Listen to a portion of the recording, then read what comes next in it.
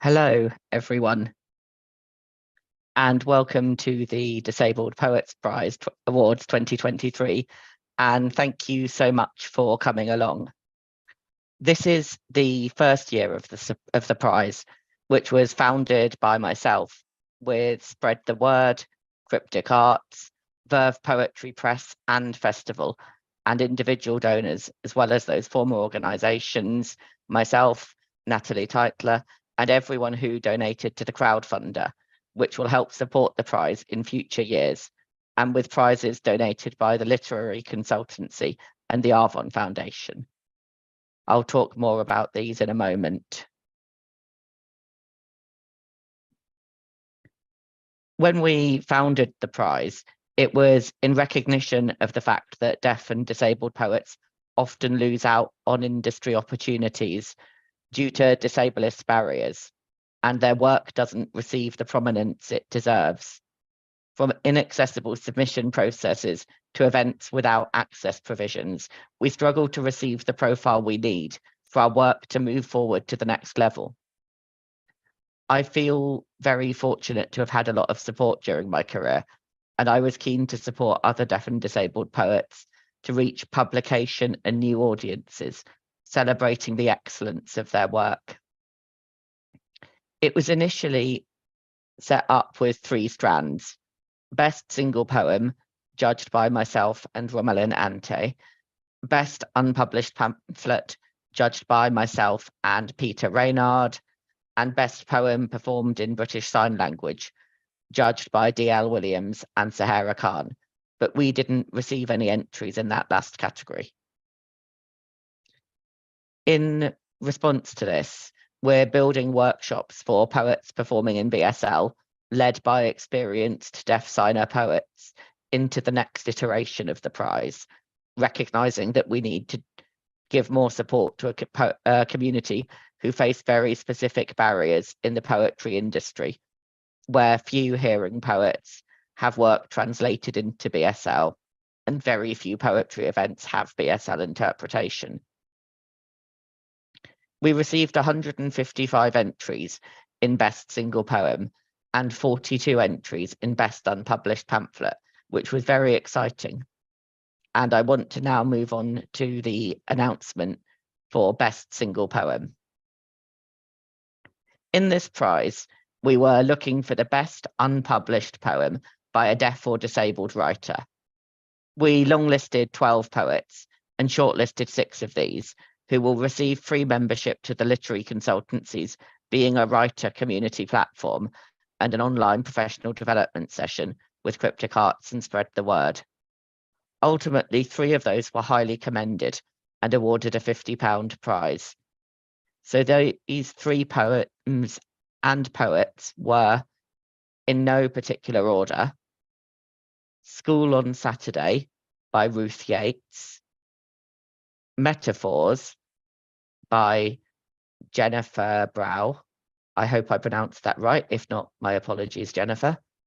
And After Listening to Evelyn Glennie's TED Talk, How to Truly Listen by Moira Garland. All of these struck the judges as being rich with precision, imagery, and tenderness, touching on themes of childhood, nature, and emotion, with a deftness of language. In third place, awarded £150, was A is for Anger by Catherine Goder. In second place, awarded £250, was Paper Houses by Lee Elm.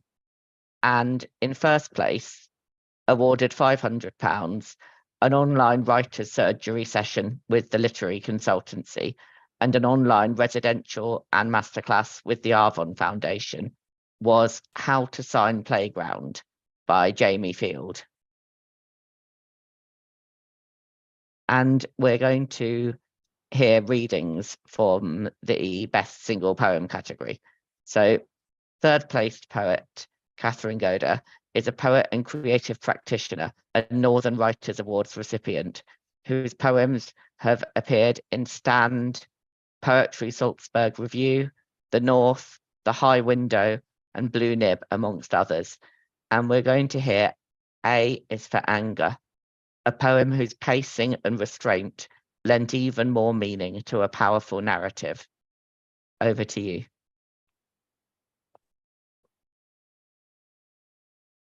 Thank you. A is for Anger. And I am angry at the gravel that scored your plush arm, at these rocks which let themselves be crushed, dug, shovelled, like 3-year-olds towards grown up. At the people who poured mess over earth and weeds, and the way I assume these were men, while girls slapped on smiles and too tight shoes, no good to run, which we also don't speak of. Becoming small, need for escape.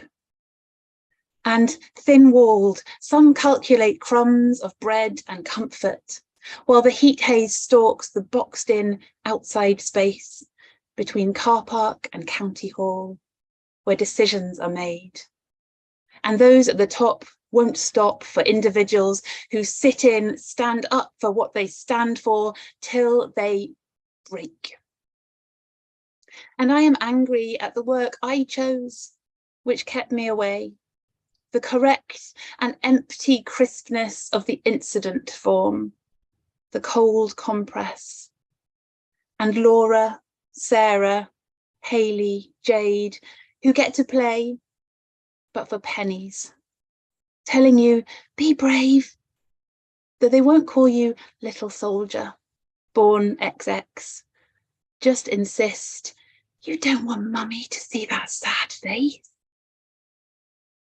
And I am angry that these welts will fade, leave no scar to remind you how it felt. So when you fall again, there is nothing to show how, after all, you could get up and carry on, even though it was dolls and looking after the game you're being made for. Were you angry at the unforgiving flaw? Listen, before you hear anyone say otherwise, before pipe down, lie still, shh, sit up. This is important. My darling, our anger is vital as sunshine.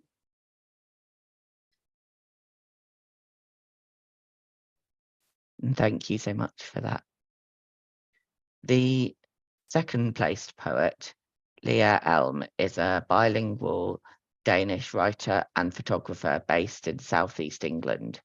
She writes literary fiction and creative non-fiction and has had a short story published in an indie zine, as well as a photo essay in Let's Explore magazine.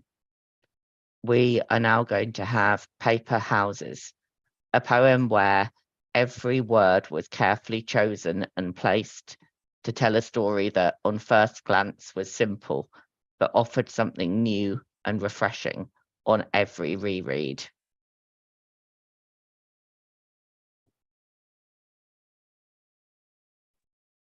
Hey. Over to you. So this is my poem, Paper Houses. I have lived too long in houses made of paper, too easily scattered and blown by the wind. It might have been all right if not for those storms that kept coming, lashing at the windows, shaking the fragile frames of my life. But now I also know how to build a shelter and to attach what I have like tent poles firmly placed in ground, not to forget that other quality about paper, the thin translucence that is so good for letting through the light.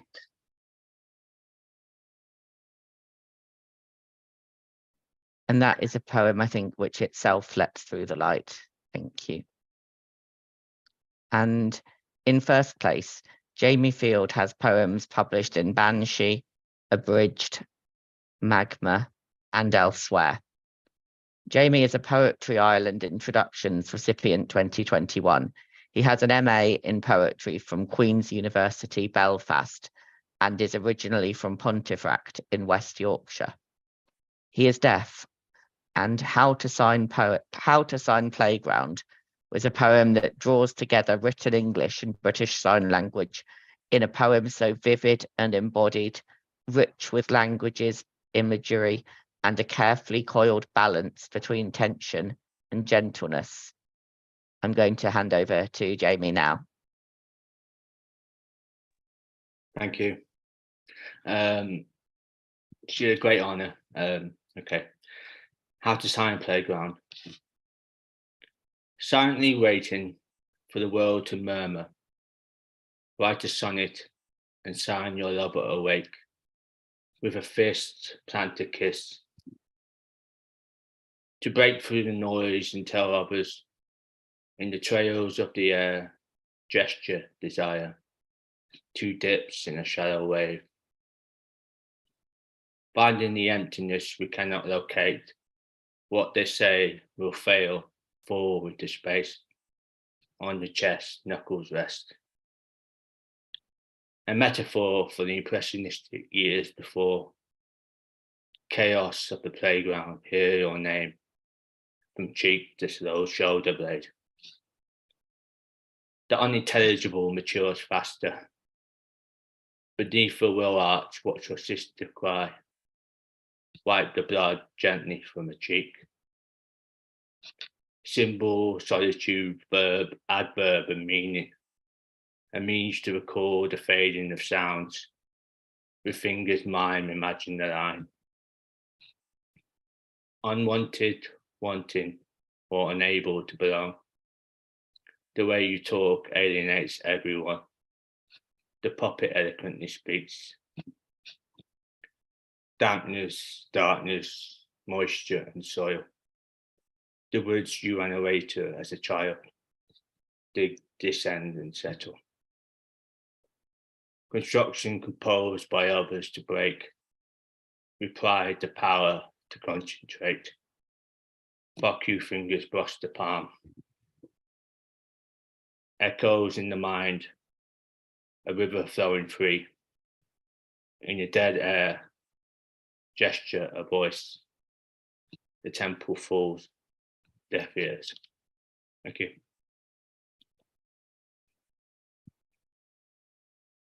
Thank you so much for that reading. I wondered if I could ask you a couple of questions. I kind of want to start from what inspired you to write and I suppose submit that poem. What inspired to write it was I often have to cheat myself into writing, so play games. So I was going through forms like Villanelles, Astinas, Abecedarians, and I wanted to write like a BSL poem in response to those forms. And this is in the first draft was in response to it's an acrostic, but I've taken the key out of it.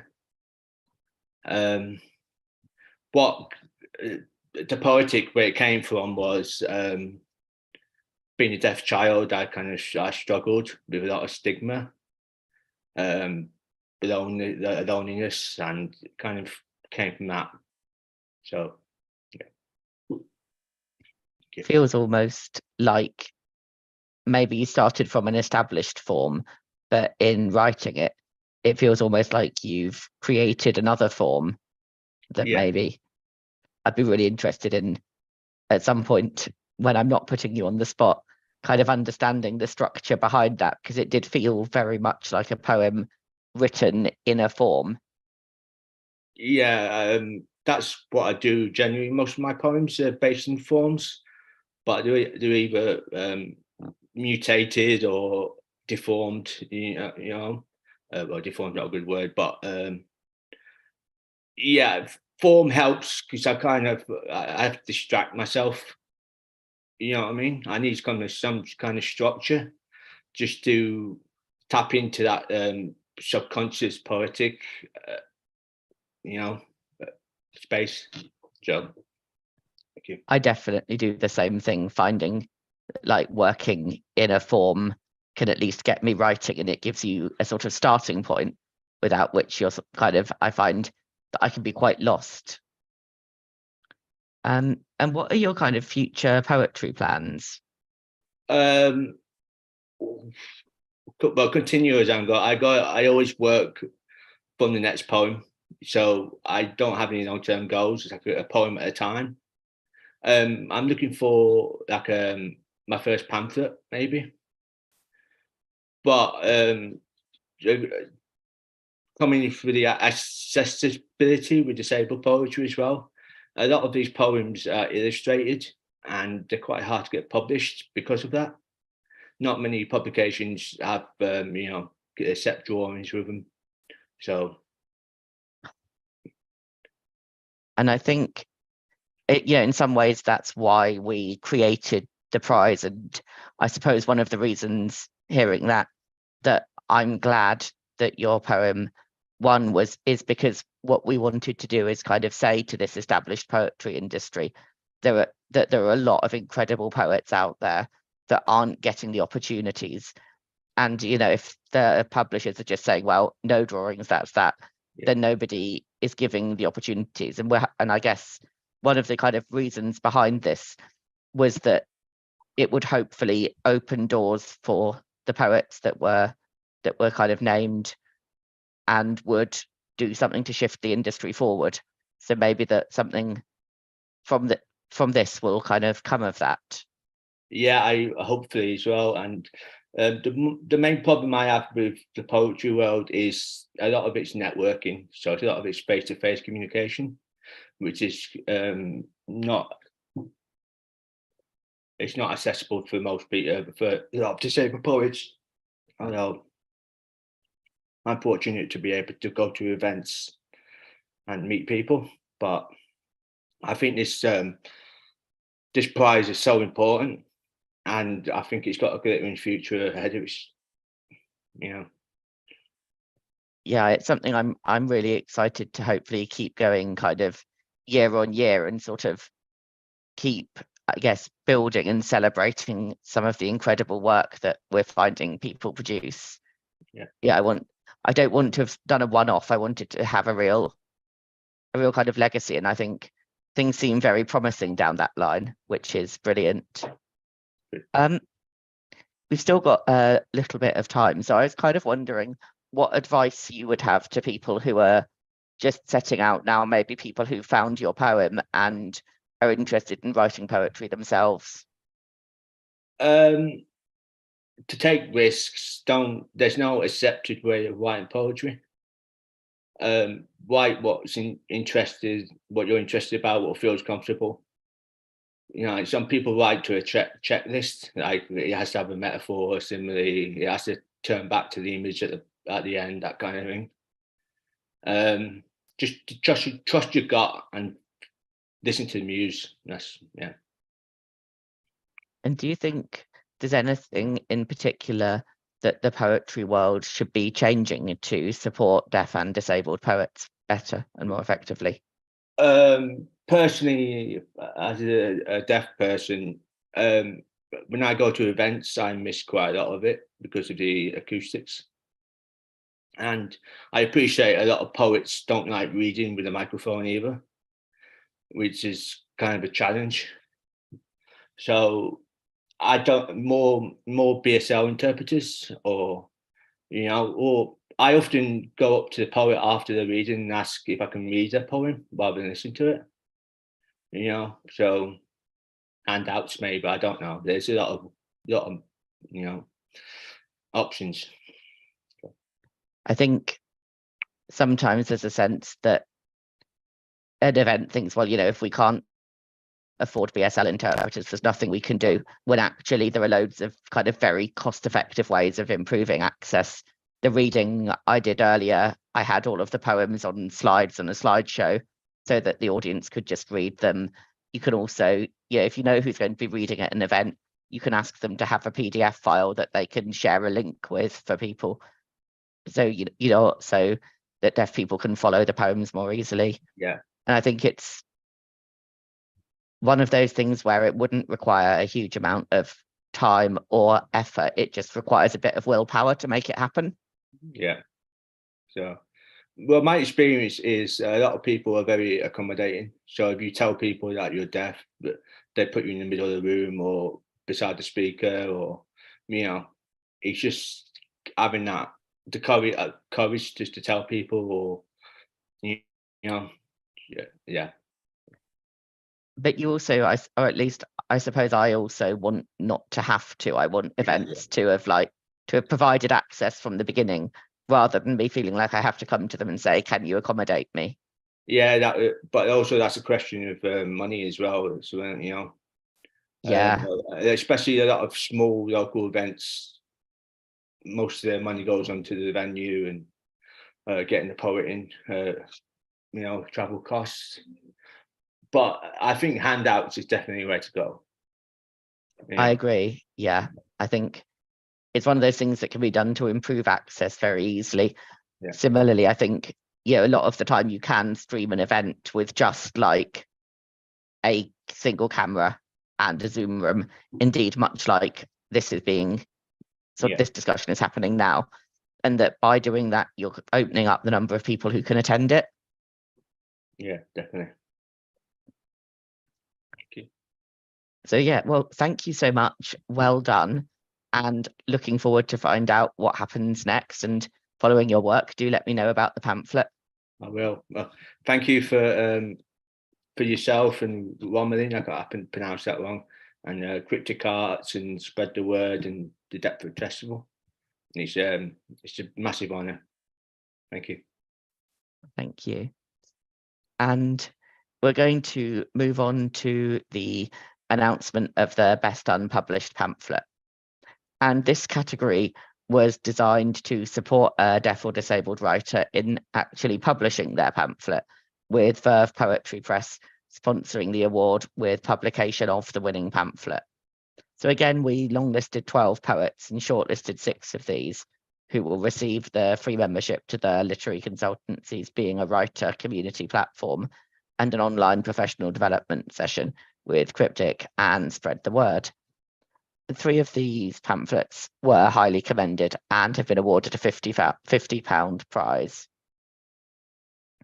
And they were, in no particular order: Type 1 by Shloka Ramachandran, Wonder by Katie Simpson, and 12 Steps Behind by Noemi Gonea.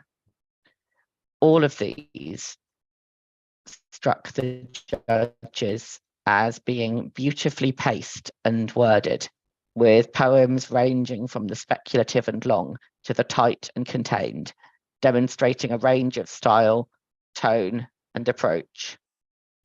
There were 3 placed winners.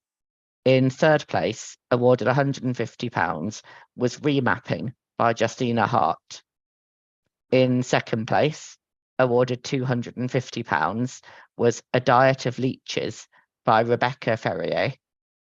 And in 1st place, awarded £500 and publication from Verve Poetry Press, an online writer's surgery session with the Literary Consultancy, was The Still Point by Catherine Moss. Stuart, the publisher and co-founder of Verve Poetry Press and Festival, sends his apologies for not being with us today and says, "It is a real pleasure and privilege to be involved in supporting the inaugural Disabled Poets Prize and to be publishing the winning pamphlet as part of Verve Poetry Press's autumn season.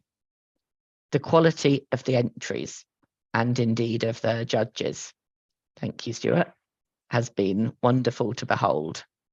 This feels like such a vital and important prize, providing a platform to raise up disabled voices in poetry in a way that still isn't happening in the wider book industry. Congratulations to all the winning, shortlisted, and longlisted poets." So before we hear a reading from those 3 placed poets, we have a short video from my fellow judge, Peter Reynard, to share.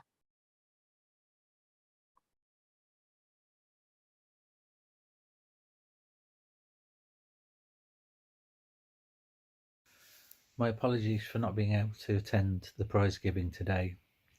I hope you're all having a great time. Back in 2017, I was reading at the Ledbury Poetry Festival. Whilst there, I went to the launch of an anthology, Stares and Whispers, Deaf and Disabled Poets Write Back, published by Nine Arches Press, my current publisher.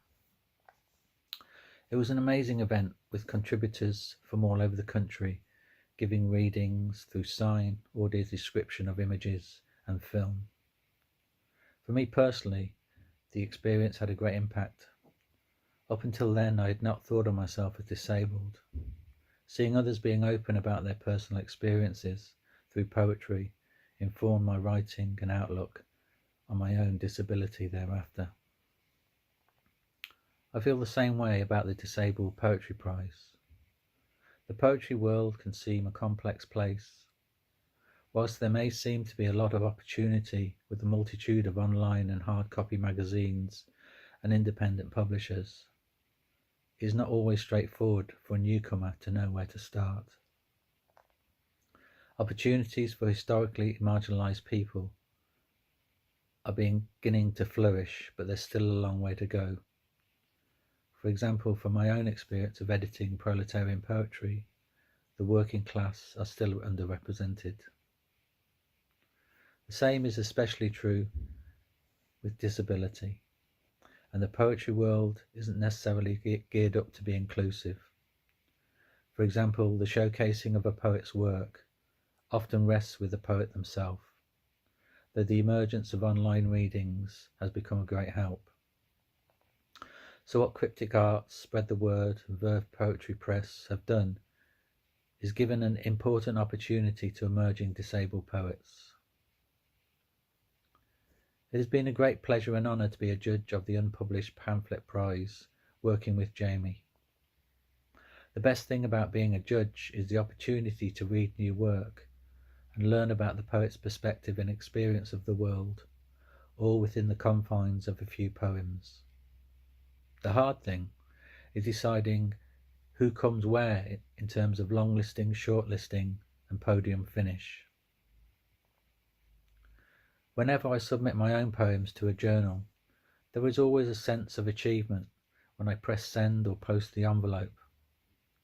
As an emerging poet, it can feel quite daunting to send a piece of personal writing to a stranger, as you may feel quite exposed or suffer from imposter syndrome. Then if you are not successful, it hurts. Unfortunately, at all stages of your writing, whether you're new or have been published many times, receiving a rejection is part and parcel of being a writer. And it is rare for publishers to give feedback on why your work wasn't accepted. There were around 50 entries to the unpublished pamphlet competition. The pamphlets covered a wide range of topics and styles and speak to an exciting generation of new writers of poetry. For those who didn't make the long list, keep writing. Give your work another look. Maybe edit the poems, then send them out again, either in smaller sets or for another pamphlet competition or call out. Read the guidelines very carefully. That may have been the reason for the rejection. Sadly, it was the case for several pamphlets in this competition. But don't give up. In almost all the pamphlets there were some good individual poems. I would also say read as much contemporary poetry as you can.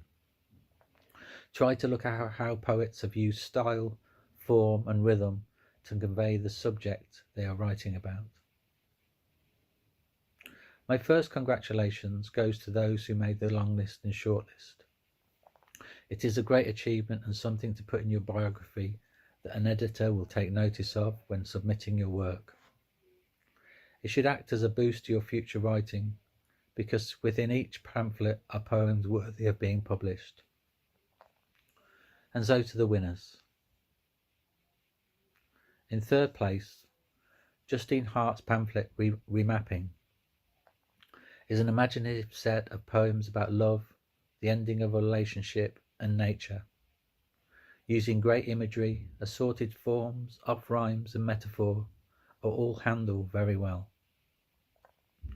I particularly like the honesty of these poems.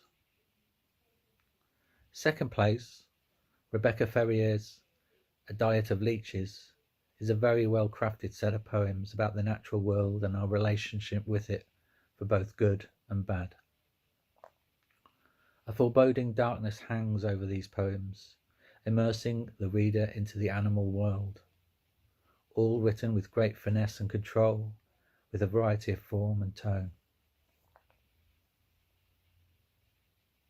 And so to first place. Picasso said, art is the elimination of the unnecessary. And the winning pamphlet, The Still Point by Catherine Moss, does this and more.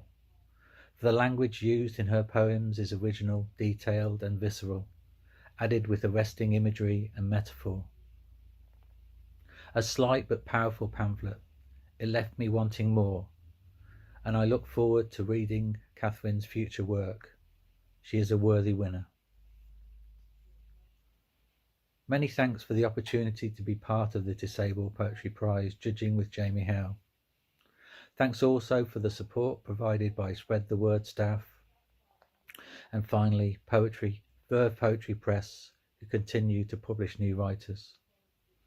I hope you all enjoy the rest of your day, and please keep on writing. Thank you.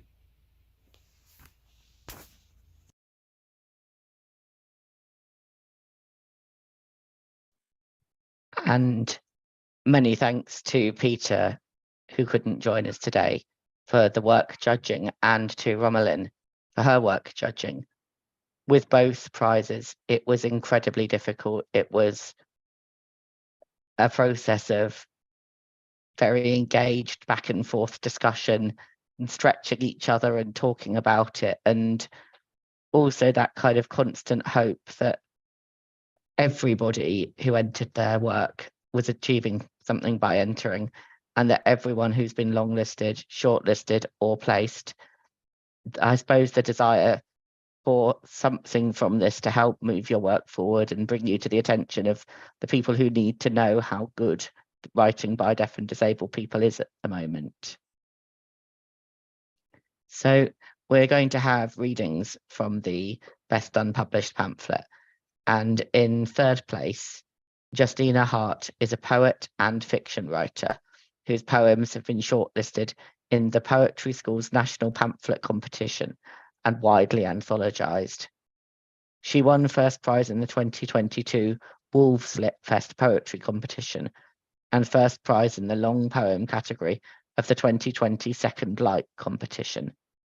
Remapping draws nature and the ending of a relationship together to sensitively reach for new understandings, images, and textures. Justina is going to read one of the poems, Yogic Bird, from this as yet unpublished pamphlet. And I will say to any publishers in the room that we've got some very good unpublished pamphlets around at the moment, so you might want to snap them up. And with that, I'm going to pass over to Justina. Thank you so much, Jamie, and thank you for that really, really inspiring video. Yogic Bird. The crow came to visit at breakfast.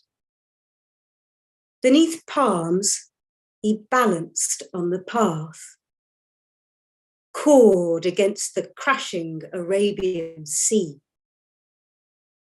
He stood firm, his hub of a body puffing as he folded the world into bluish blacks.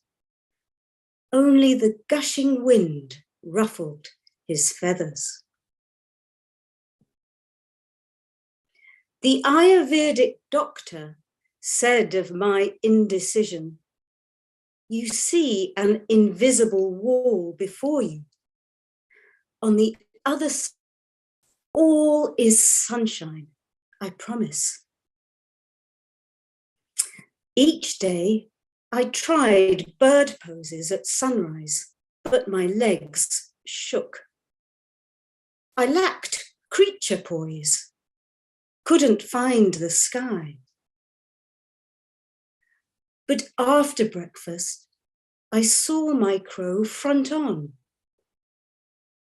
Instead of the 2 legs I thought I'd seen, he had only 1. He twitched and bobbed his tail for balance. What need had he once airborne for 2? What need will I? Thank you. Thank you so much. That was a wonderful poem to read on the page and a wonderful poem to hear read as well. And good luck with getting a publisher for this pamphlet, because all of the pamphlets, and especially Rebecca and Justina's, need to find publishers quickly. Need to find good publishers quickly. And speaking of, in second place, Rebecca Ferrier is an award-winning writer and poet based in Edinburgh. Her poetry has been featured in Lighthouse and is forthcoming in West Word Review and Racine. Pronunciation is not my strong point. A Diet of Leeches has an impressive command of a wide range of forms and approaches, again bound by a surreal approach to a rich understanding of nature and the human body within it. Rebecca is going to read the poem Fair Weather from her as yet unpublished pamphlet for us now. Oh, thank you, Jamie. Fair weather. You can't all fly south for winter. The sky isn't big enough, and the winter too strong to carry against. From the hood of your mouth, the south smalls with every beat towards it, and your feathers are thicker than last year. You can't all fly, and you can't all fly together. If you all stayed, you could save them, the others, lie in a thicket with a low television blare, stocked fridge, the books you bought and never read about altruism and trauma and how the color yellow is a lie the moon tells when it's forgotten the sun. Wait it out. Wait it out. It will be over soon. If soon is 2 months, you could do 2 months, but years are a whole sky, and the sky isn't big enough. You tell yourself this. The sky isn't as endless as you thought. Thank you. Thank you so much. What an incredible last line to kind of land on, the sky. Thank you. And in first place, Catherine Moss is a recent graduate of the Manchester Writing School. In 2022, her poem St. Francis's Satyr was published in the journal Consultancy. Her monologue, Linda's Shield, was produced by the Garrick Theatre, and she was awarded the Dr. Lee Kai-hung postgraduate bursary. Her pamphlet, The Still Point, explores the intersection of truth and mythology within family history, with a particular interest in the Irish diaspora. Catherine's work also examines her own life as a disabled woman and mother, and draws on nature, applying a wide range of forms and approaches to weave the personal and political into a dreamlike series of gentle explorations of language, image, history, and the body as recurring themes. I can't wait for this to be out in the world, and Catherine is going to read her poem Flare from the pamphlet for us now. Hello.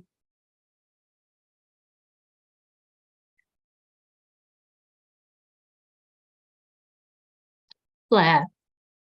The black kite drifts eternally, buoyed by Cohen thermals. His span as wide as you are tall, wings not black, but auburn alula. The black kite chases bonfire smoke, gathering up the smouldering twigs. The black kite flushes out his prey, drops embers on his target's home.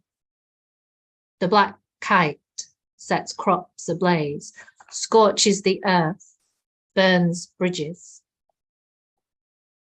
Bile splashes into the bathtub. He finally accepts this as proof that you are staying put today, spoiling the Jeep safari. Your body unmasks a flaw that flexes the fist holding you. Celebrate the drumming rebellion in your heart. Shower, dress, pack, throw the keys under a clay pot. Feel your shape become solid, fired in the kiln of Aegean sun.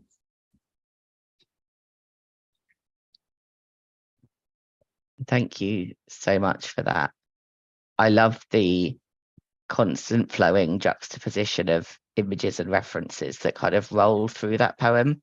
It's really crafted. I was wondering where you've sort of found the inspiration for the poems that came into this pamphlet. The inspiration is from all over, really. The inspiration are from I think my time as a parent, my time as before I was a parent as well, when it was just me struggling with my health condition, and trying to I suppose trying to live in a kind of denial where I'm not disabled, and that feeling that that people kind of want you to kind of be in that denial. It's helpful. It helps others for you not to identify your disability, not to recognize your disability, to just try and push and push. And yeah, I think there's a lot about moving towards some kind of authenticity, which I'm still working on, trying to understand my place in the world still. I think a lot of writers do that. So the inspiration is just everything that's around me. And I think when I became a parent, what happened was I think your creativity kind of diverts into parenting. And so I didn't really start writing again until lockdown. That's quite, I suppose that's something a lot of people say, that they came back to things that they'd put away in the past. And the space, the literal space that gave me, because some responsibilities were removed from me during that time through lockdown, gave me the space to re-explore what I am interested in and who I am and what I want to say. And I think also the pandemic, which seems like distant history in some ways, it really made you re-question society and how society treats people with long-term health conditions, our elderly, our disabled. And it made me realize that maybe my voice is important, maybe, and maybe I should express what I'm feeling. And maybe the time was right after 20 years of not writing. Maybe the time had come to speak. And I mean, I think the quality of the work in this pamphlet really does say that your time to return to writing was the right time and the right set of decisions. And I think that sense of place and authenticity really runs through your pamphlet, and I think through a lot of work, particularly by disabled writers, in the sense of trying to understand what it is to be disabled. It's a very fundamental question, what it is to be a disabled person in the world. And that ties very much with what you were talking about with regard to COVID and the ways in which that's kind of emphasized how society sees and values certain groups. So I think that those are themes that are very well chosen for a piece of work like this to center on. And I'm wondering what you're planning to do next with poetry. Well, oddly enough, I've just started a short online course on short story writing, which I'm finding really difficult because it turns out I write poetry, and I think that's what I want to do. And I'm really worried that at the end of the 6 weeks, we're expected to produce a short story. And I've produced one, and it's a poem.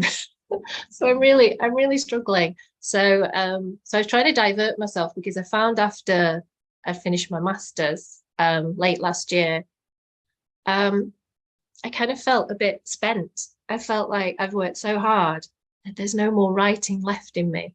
So that's why I turned to short story writing, because I thought, is there anything left in me? So I'm so glad.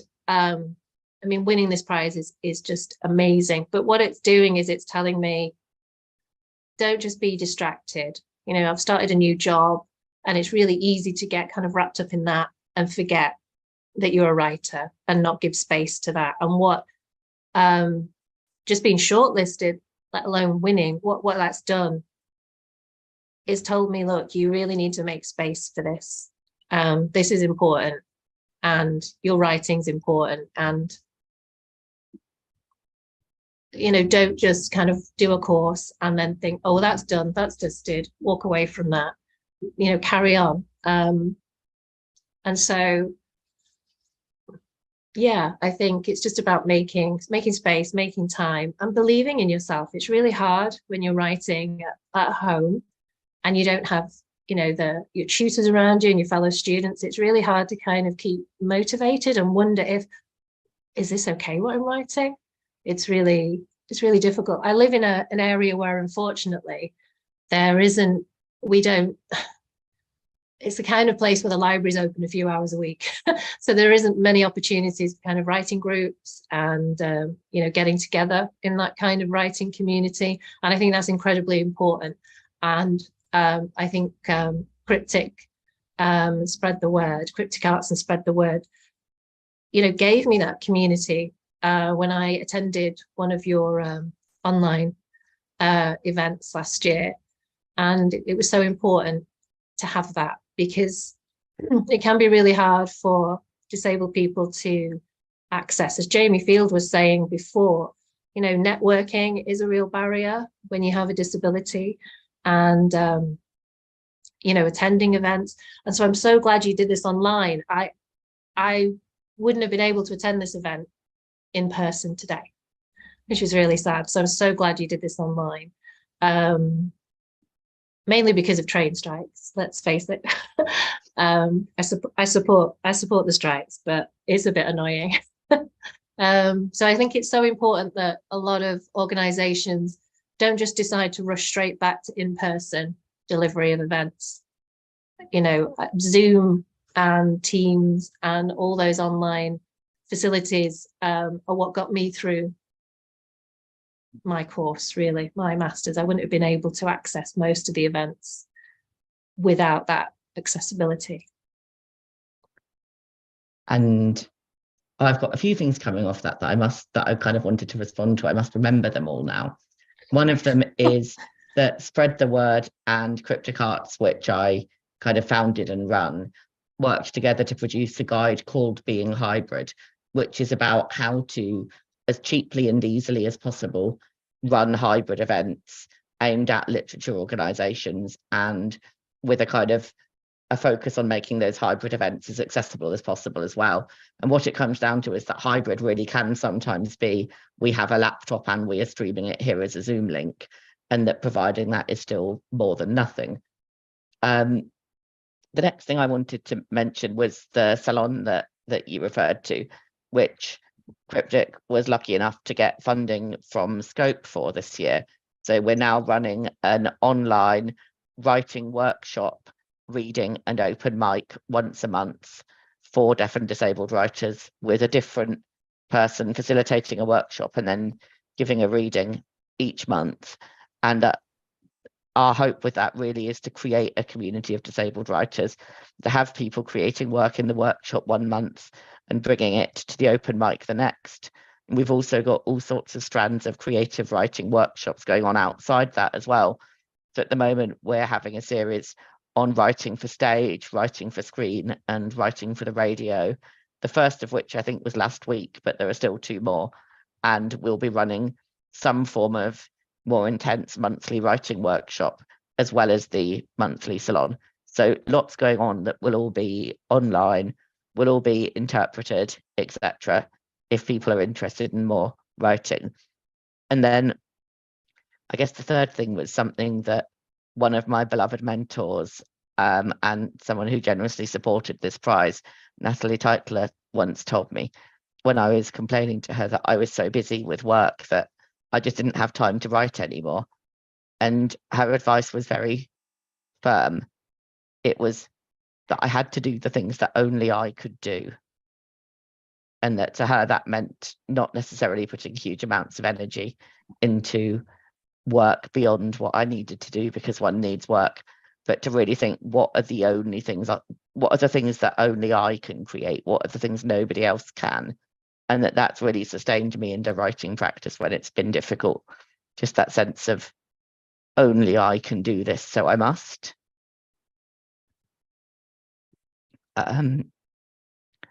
And just, I guess, what do you see as kind of the future of the poetry world is looking like at the moment?